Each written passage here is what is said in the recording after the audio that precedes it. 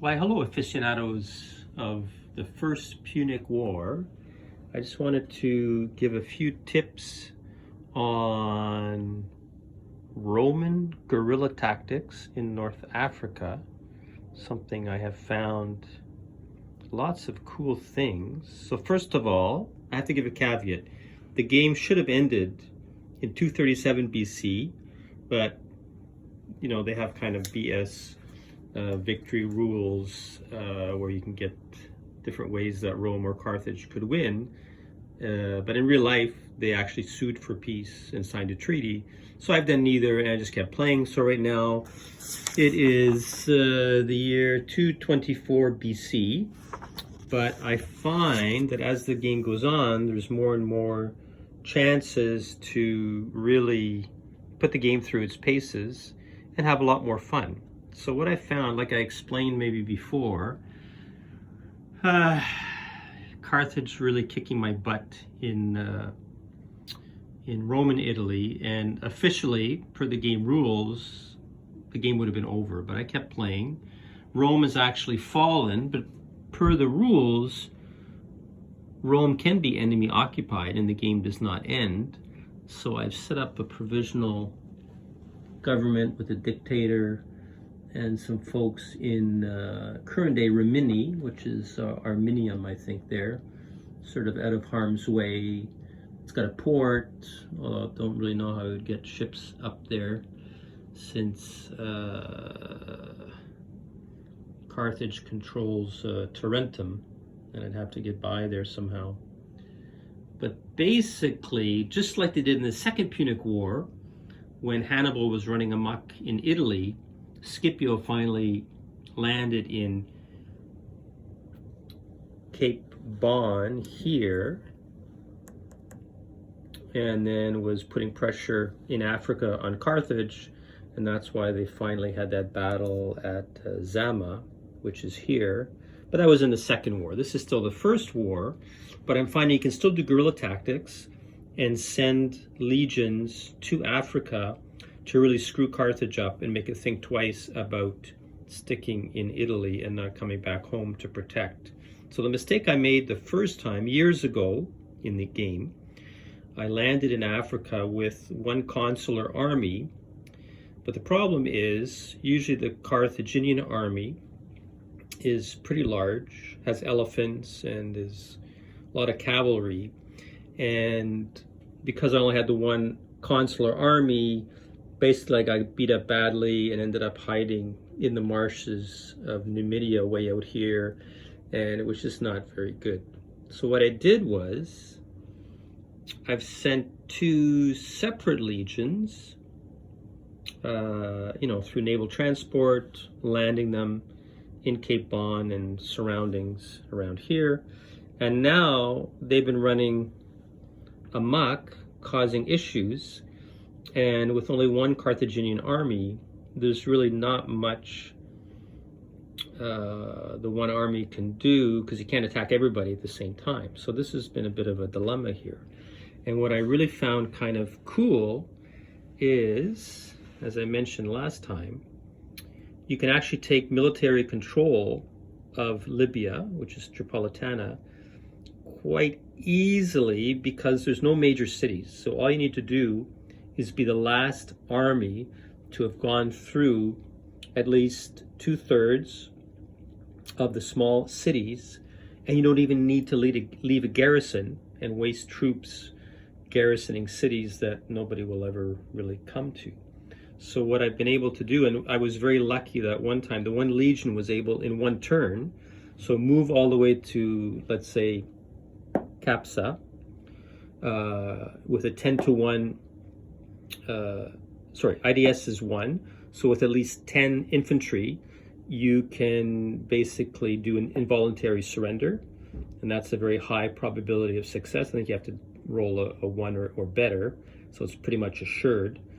And then roll for continuation. Then I went to the next city, did the same thing, roll for continuation, the next city. So in the one turn, I could be the last person to go through 3 of the 4 small cities they have in Libya and basically take military control. And the big advantage there is then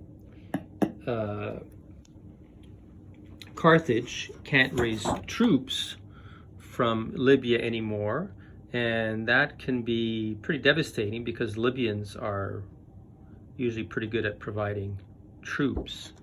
And then the other cool thing, which I'd never done before, is when you raise legions, you can raise new legions, whether it's a manpower operation or the beginning of the year when you're raising troops. You can actually send the auxiliary part of the legion, so half the legion, the AL part, you can actually position it in any overseas province that Rome controls. So lo and behold, for the first time, now that I have Tripolitana secured, I could actually put half the legion here, which is, 9 guys and 3 cavalry. So now I have sent 1 legion here that was actually in Tunis. Cartholo was waiting outside, but unfortunately I rolled a 9, and so his interception completely failed. And so now I've been able to send Sulpicius to Tacape, and he's going to pick up these guys, and then he's going to bring them to, and I'm going to decide what I'm going to do. But you know what? If I could actually try to come to Carthage and seize it if Cartholo fails to intercept me again. So anyway, so if I can keep pressure on Carthage, I think perhaps my dear fellows here, the Carthaginians, may have to think twice. And again, I've been able to raise some more legions, and now I've got Capua under siege, and I've got a nice new army here, consular army, that's going to come down and probably try and take Tarentum back. And I'm leaving Rome in the hands of Carthage, but sooner or later I think those Carthaginians will have to think twice about staying there and maybe come back to Africa to help out. So anyway, this is sort of like the guerrilla tactics in Africa. I'm sure it was not the Roman way. Oh, and the other important thing to remember is you can't have more than 4 legions in the same province. But so far I've got 1 consular army and 2 legions, so I'm not breaking any rules. And this legion here is really only down to like 8 guys. So by attaching this AL portion of the legion that I just raised, so the Roman contingent stayed in Roman Italy, but the AL part came to Tripolitana because it's controlled by Rome.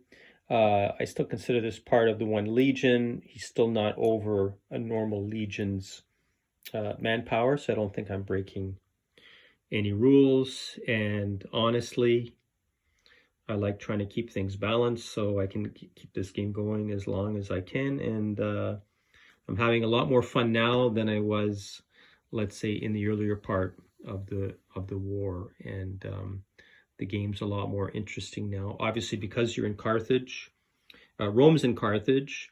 Basically, Carthage is always aggressive, so you've always got 4 armies in play. And then Rome is always good at getting lots of legions, getting replacements. Now it's harder.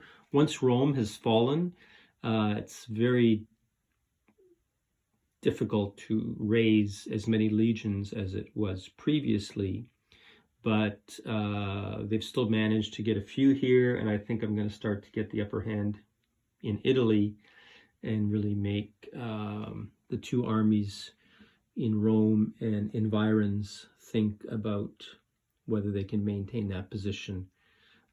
Because if Carthage falls, then officially the game is over for sure, as it was in real life. So Carthage can't allow that to happen. And although Cartholo is there, he's still got a pretty big army. And again, if I can get Utica now with this fact that they have an 8 squadron port, We don't really want Rome getting a foothold there. So Carthage really has to think about what they're going to do. So that's the update. But again, I'm having a lot more fun playing this game in the years following when the game should really have stopped. And I'm going to see where it takes me. So that's it. Thanks for watching, if anybody is. But I'm having fun anyway, so hopefully whoever knows this game can also try to play it longer and enjoy it more. Take care. Bye.